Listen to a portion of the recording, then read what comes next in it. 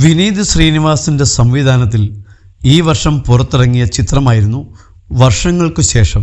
പ്രണവ് മോഹൻലാൽ, ധ്യാൻ ശ്രീനിവാസൻ എന്നിവർ പ്രധാന വേഷത്തിൽ എത്തിയ ചിത്രത്തിൽ നിവിൻ പോളിയും ഒരു അതിഥി വേഷത്തിൽ എത്തിയിരുന്നു. നടൻ ആസിഫ് അലിയും ചിത്രത്തിൽ അതിഥി വേഷത്തിൽ എത്തുന്നുണ്ട്.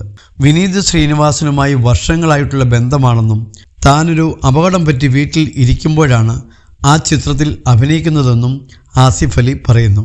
സൈന സൗത്ത് പ്ലസിനോട് സംസാരിക്കുകയായിരുന്നു ആസിഫ് അലി. ചില സുഹൃത്തുക്കൾ ചില കാര്യങ്ങൾ ചോദിക്കുമ്പോൾ നമുക്ക് നോ പറയാൻ പറ്റില്ലെന്ന് പറയാറില്ലേ? അത് ശരിയാണ്. തീർച്ചയായും വർഷങ്ങൾക്ക് ശേഷത്തെക്കുറിച്ച് പറയുമ്പോൾ വിനീതുമായിട്ട് വർഷങ്ങളായിട്ടുള്ള ബന്ധമാണ്.